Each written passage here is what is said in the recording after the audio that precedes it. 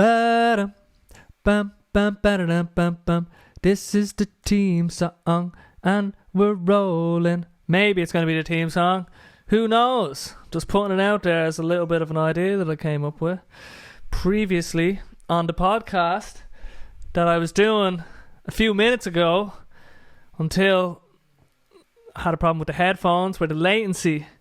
I was just hearing myself about 3 seconds, or it felt like 3 seconds after I said something very off-putting, and it's taken me out of my flow now, unfortunately. But we're coming back. You know, we have to overcome adversity here and show people that you can talk shite for extended periods of time if you just believe in yourself and set up shop in your sitting room with a few bits and pieces and a few knickknacks and the grey wall, not the pink wall anymore. Sick of people hating on the pink wall. Well, my brother is just wearing his dry robe, which is where I was getting the pink from. But you know, I have enough pink in me face to do us for the foreseeable future. We've reached our limit on pink, if anything. So the grey, keep things nice and chill for you, you know what I mean? And hopefully next time, some guests. Well, one guest. Multiple guests would probably be harder to manage. But at least one guest, you know. I think having Daniel Crowe on was a very good exercise, and it was a lot more interesting than me just sitting here talking. For me, as the podcaster or podcastee, whatever way you want to frame it, it's much more interesting talking to someone else than just talking to yourself. This is somewhat enjoyable in that it's good to listen back to and analyse and improve, potentially improve, hopefully improve, but it's probably not as fun as a conversation is and getting into the weeds and certain things. It's hard to get into the weeds with yourself because you're just singing off your own hymn sheet and you are not going to really argue with yourself too much. You know, there's infinite ways to look at the world, and other people will allow you to basically see the world from a totally different viewpoint than your own, because you think you're right. You think you're right, but someone else thinks they're also right. So having conversations with people really puts that in frame. And I think with Daniel, it was great because we had different viewpoints, which allowed the conversation to just get a little bit more interesting than if we were just agreeing with each other. We had obviously a lot of agreement. And I also think he's just a great talker. Loves a bit of talk. And he has a great voice for it as well. You can imagine hearing him on the radio. And he's done this kind of thing before as well. So I think we were both aware of what a podcast is, what it means when we're being recorded. It better be fucking running. It is running.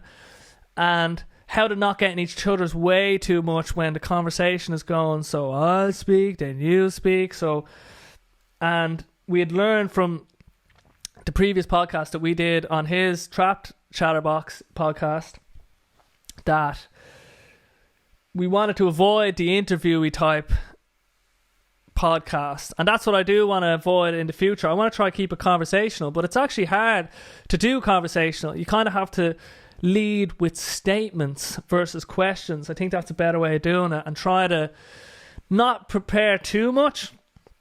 It's good to have some, alright, we have these talking points that we can reach for, but ideally you want the conversation to kind of flow into new avenues and unexplored territory that neither of you had thought of before. So that's the plan. Getting a few people in here, one after the other. I've put the feelers out a little bit, nothing too crazy. Obviously I'll get my brother. That'll be an easy one to get, you know. He doesn't have to move much to come in here. And get my friends to do it, potentially, you know. If you're listening to this, anyone, even if you're not a friend, even if you're just an acquaintance, not even an acquaintance, if you want to come on to the Basil Breen Boombox, you're more than welcome. I'll keep it going for the both of us if you can't think of anything to say. If you think that podcasting is something that you'd want to experiment with and see what it's like, then give me a shout. Give me a shout. I'd love to have you. You know, if you think you can chat, then this is where it's at. You can have a conversation. That's what people don't probably get when they see this kind of thing. Right now I'm having a conversation with myself, but I am having a conversation with you in the future. And you're in the past. You're like, it's like a little time capsule. But with Dan, it was so easy to have a conversation because, you know, having conversations is something that we can do as humans. And we've trained all our lives for 30 years. I've been training to be able to speak to other people. And with Dan as well, we're probably going to do a regular kind of gig, maybe once a month. I was surprised that the response seemed pretty positive in so far as what this actually is. You know, it's just a podcast, kind of a localised podcast with lads that you might know, and people listen to it, which is hilarious. Now, there's probably a bit of curiosity that's pulling people in, like, what are these lads saying? I know them, I've heard them, I used to go to school with them, blah, blah, blah. You know, personally, myself, it depends on obviously who it was, but, you know, I wouldn't be able to listen to the full thing, you know what I mean? If it was someone else's, perhaps. But anyway, I'm delighted that people are getting some enjoyment out of it. And it would be great to build this into a more sort of cooperative local enterprise where we pulled in more people locally and had their stories, and, you know, we got to know them. We all got to know them together. And yeah, I have a few people in mind.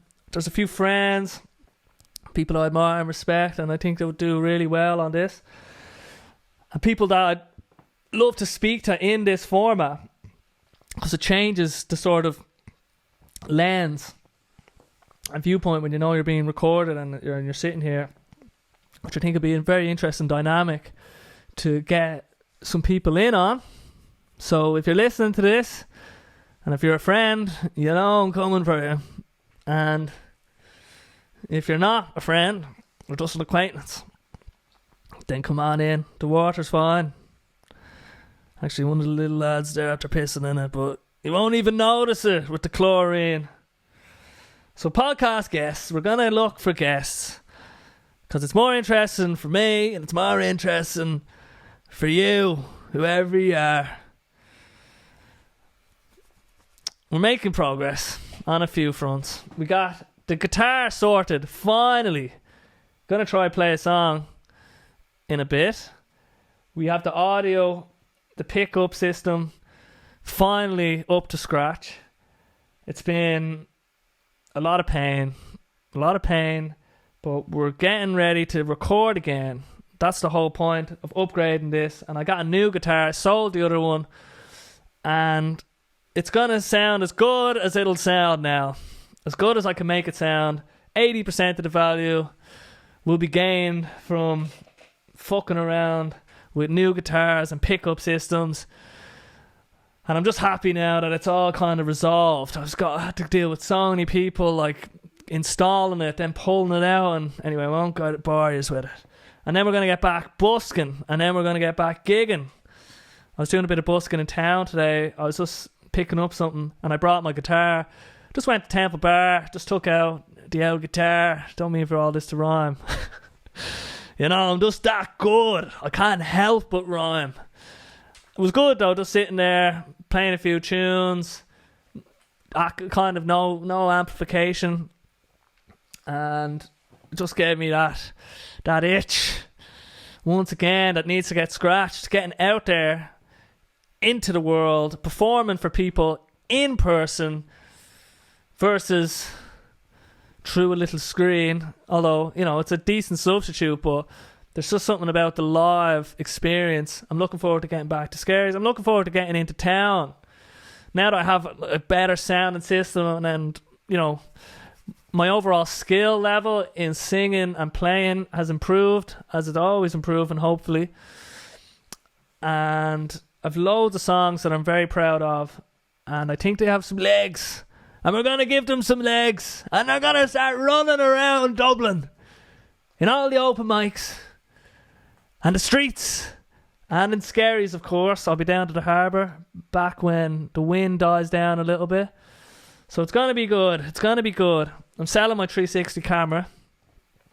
The little thingamajiggy you might have seen a few videos of.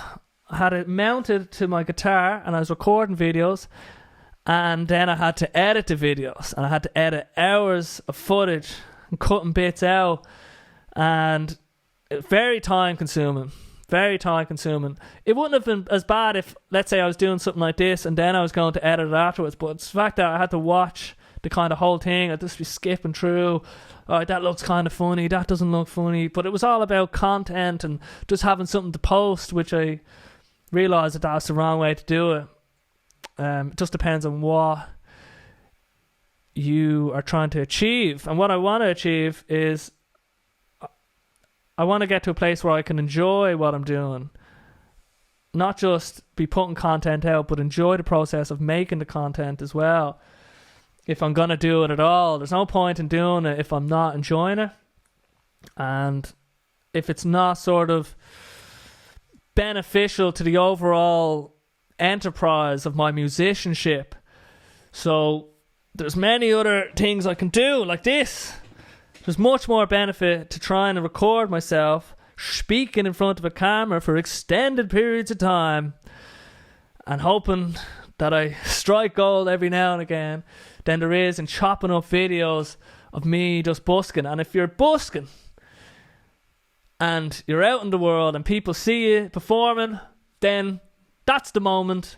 You don't need to capture it and bring it home. Now, I probably will live stream it. Which will be something that I can do. I want to do live streams as well when I get my good internet. So I'd love to do this live, like do the podcast live. That's kind of where I'd be aiming for, because I'm basically doing it live now, but to be more kind of crowd interaction perhaps and other things. So once I get better internet, which should be soon. Our house basically missed the fibre optic revolution and we're still waiting for it. But the National Broadband Initiative are going to save the day with some internet between April and June was the latest estimate, which is an estimate that has changed many, many times. But this time, it hasn't changed for a while. So I'm very optimistic that we'll be doing live streams and live podcasting, live. All the way home for your listening pleasure or pain. Well, if it's pain, just don't listen to it. That's the other thing I realised when doing the long podcast with Dan. Might have went on for a while, but the onus is on you to listen. You don't have to listen. I don't really mind if you don't listen. I'm going to listen. And I'll derive the benefit from it. But, you know, if people don't want to listen, then that's perfectly fine. Because there's so much stuff that I don't listen to and that I wouldn't listen to because it's not my cup of tea. And there's lots of music that I don't like, even though I could look at a piece of music and be like, I can respect the work, the effort that went into that, and the musicianship and the idea, but it's just not my cup of tea. I wouldn't listen to it. I wouldn't go out of my way to listen to it. But someone else would. Your favourite thing in the world is someone's least favourite thing in the world. That's what you have to understand. And people are looking at different aspects of a given piece of work. For example, some of you might really enjoy the colour grey and that's why you're tuning in, because now you're thinking, oh, that pink is gone, finally a colour that speaks to me, you know, grey. And that's what you're looking for. Or someone else could be like, oh, I like the tone of his voice. Which, if you're out there and you're a female, please call me and reach out, because I think we might have a good thing going here. And with knowing that, it just frees you to realise that it doesn't matter who's enjoying this, and if no one enjoys it, because I know what it's like to not enjoy something, and there's no hard feelings, you know what I mean? But I'll say no more.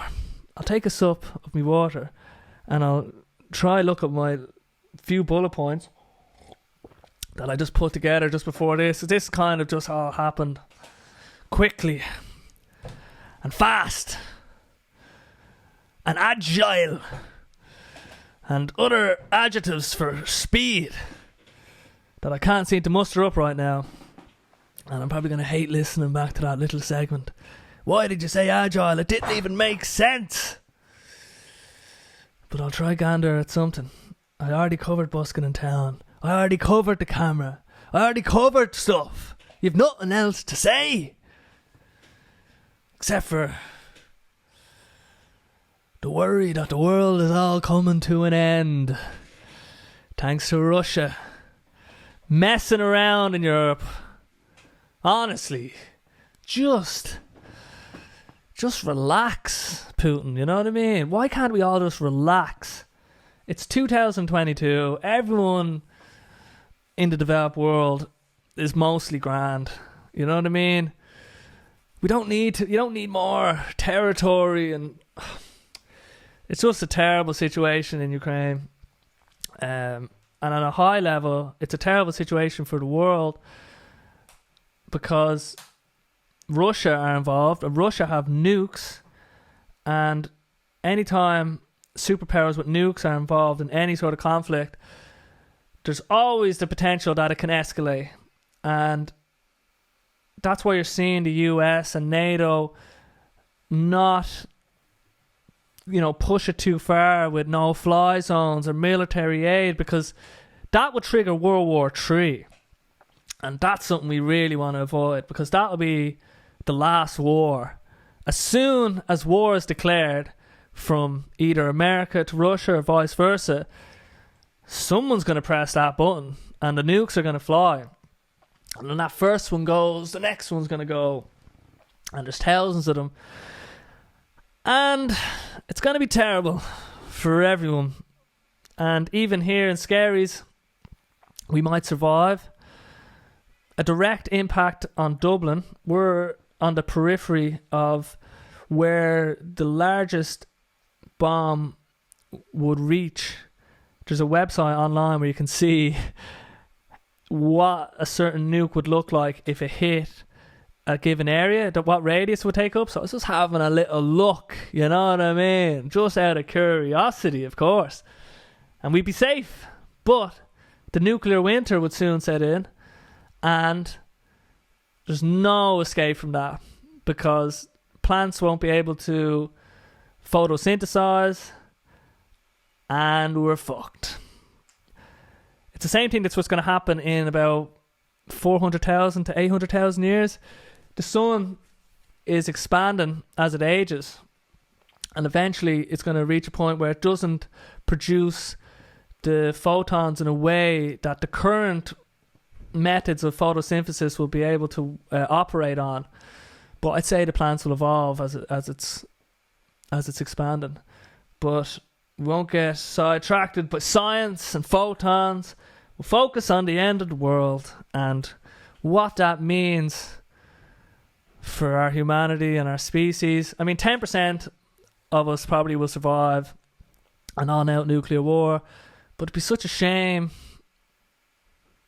in our grand story here on this planet to have it end in such a shy way. We just blew ourselves up. Like, such a waste. All the great technology, all the great infrastructure, and all the potential future happiness that we're just missing out on because of history and our inability to let go of history and move on, because that's what the stuff in Ukraine is about, really. And we have a tendency to value history and tradition as humans because, it's good to keep certain knowledge in the species as we move forward in time, you know, if someone learns how to fish, it's good to keep that ability in the gene pool or in the meme pool. But certain things like, your ancestor did that to my ancestor and now we're enemies and I'm going to box your head in, like something similar to what we have the North. We can't let go of our history, then we're just doomed to repeat it, because there's nothing that our history has to do with this moment or how we should feel about other humans who have nothing to do with anything, who haven't done anything bad to us. And it's just a shame that, you know, our inability to get over history could be our demise. But it mightn't be as well. It just depends on what happens. And, you know, I've stopped looking at YouTube videos on how to catch birds. That was my first port of call. When I first seen all this, I was like, how would I survive? And if something did happen, and I looked up to the sky and I realised, geez, a lot of them seagulls around, isn't there? A lot of meat on them seagull lads as well, isn't there? Geez, I wonder how you catch one of them. So, that's your homework. Just Google how to catch a bird with a simple basket and a stick and a bit of rope. You can do it, and you'll survive a little longer. Fishing, obviously, will be a better choice. I need to learn how to fish. If you think you can learn or teach me how to fish, then you're the next guest here on the Basil Breen Boombox. Please save me from the potential apocalypse. I don't know if you've ever seen that film, The Road, but it gives you a sense of what our humanity and species would look like as soon as we start getting very hungry. We take for granted that everything is sunshine and rainbows, all our needs are met. But what happens when none of us have food and we're starving and we start turning against each other? We're very susceptible to looking at other humans as other.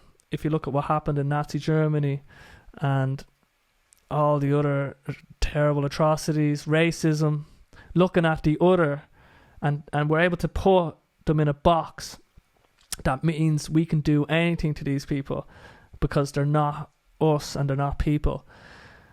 And it'd be horrific if we start going back to that. Not back to that. Watch The Road and you'll get a sense of where I'm coming from. But I'll just learn how to fish. And olive oil actually has a lot of calories per drop, so it's the most probably fuel efficient in terms of calories. And for how long it keeps for, you could have loads of olive oil there and you'll keep for a while, and you'd probably survive longer than you would with just water. Which brings us to the next sponsor of our podcast, Dalmelio Olive Oil. Buy in bulk now with code name Basil Apocalypse Sale. Anyway, enough about that. I'm worried. I'm worried when we're all up in arms and the end of the world is in sight. But we can avoid it. Well, not we. We have no real say in the matter. All these people attacking the Russian embassy. I mean, I get the sentiment, but you're not doing anything by ramming a car into the Russian embassy. You're not doing anything. It's pointless. The people in the embassy are just regular people, just to have a job. And they're probably happy because it's probably a good job to have in Russia. Means that your family will end up getting arrested or put in some gulag or whatever. And then so you have some Irish people and I think it's funny, they're going to rename that road that the Russian embassy on is in Ireland to Free Ukraine Road. Now I think that's brilliant, just because of the humorous aspect. But you know, just give them a break as well. Like, the people in the embassy, they didn't do anything wrong, you know what I mean? And you're not doing anything. It's like a pointless exercise. But anyway, we're going to try finish on a song. Yes, it's still running. Jesus Christ, how long are we? 24. This is not too bad. So we're going to test out. Now, I don't have it hooked up, and it's not really tuned up, but I'm trying to introduce more music to this whole thing. Hopefully I don't mess this up. This is a song called Hold On, and I'd sent a chorus over to my good friend Keith Eastwood, and he added a little gem of chorus onto my chorus, and the song really evolved into something very special, I think. I'm really happy with it, so we'll try to give it a spin. Here we go. This is called Hold On. I need to... It's very out of tune.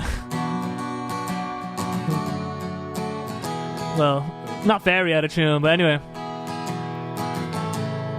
All the bends are buckled, you're facing down and out.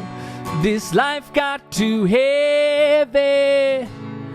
In a busted bubble, the struggle was found. Silence can feel so loud within your head. You lie awake and live in your shame. In your shame. Don't give away your life to waste. It's never too late. Too late. You gotta get up, get up. Are you listening? It's only fear that keeps you here. So now you get up, get up. We begin again. When your heart is raw, when you got no more, you gotta hold on. You gotta hold on. That was that lovely little bit there from Keith Eastwood. Have you got this spirit for sailing in the wind to live again? Now you're gonna give it your best with everything. The fire sings so loud. Have faith, it's never too late. Too late. You gotta get up, get up. Are you listening? It's only fear that keeps you here. So now you get up, get up. We begin again. When your heart is raw, when you got no more, you gotta hold on. You gotta hold on. Hold on, hold on. You gotta hold on. You gotta hold on. You gotta hold on. You gotta hold on. You gotta hold on. You gotta hold on. Hold on. Hold on. Oh, you gotta get up. Get up. Are you listening? It's only fear that keeps you here. So now get up, get up. We begin again. Your heart is raw. When you got no more, you gotta hold on. You gotta hold on. Hold on. Hold on. You gotta hold on. You gotta hold on. Oh my goodness. I had a large meal before I started doing this, so the indigestion might have crept in a little there. But that's my song called Hold On. featuring some belly noises. And I'm happy with it. Actually very happy with it. The sentiment, I like the structure. I'm experimenting a lot more. Jeez, no, I don't want to shine. The reason I don't put the glasses on, because there's a shine. You could probably see it a little bit. You know, don't want you to be distracted with the shininess of the glasses. I don't know how to actually avoid it. So I go around blind for this period of time. These 30 or so minutes. We don't really see much, but we talk a lot. You know? And that's what it's about. I actually got my glasses a bit later in life, 27. Would you believe I was going around like a bit like this, you know? And I didn't realise I was missing out on so much. The world was HD and I didn't even know. And then when I got the glasses, looking at trees, looking at menus in McDonald's, and I finally understood what it was all about. And it was about Happy Meals and Big Macs superimposed onto shop windows and whatnot. They looked very much more delicious than what they did before I got glasses on. So if you have any inkling that your eyesight is a bit bangy, go to your local optometrist. Also sponsored by Specsavers. They'll give you a good deal. Tell them Basil sent you. And we're going to stop it there. You know, if you made this far and you want to get in touch to be a guest on the podcast, then do it. Don't be afraid. What have you got to lose? Don't let me be here alone again, you know. Don't let me be here alone. I'm going to be trying to get guests in here. More guests, you know. That's the format I want to go forward with.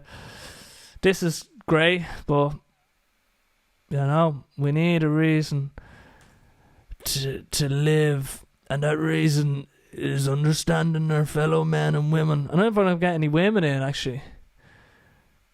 You know, most of my friends have testicles. Well, that probably doesn't automatically make you a man these days. But I'll say no more on that. You get in trouble. And we'll leave it there.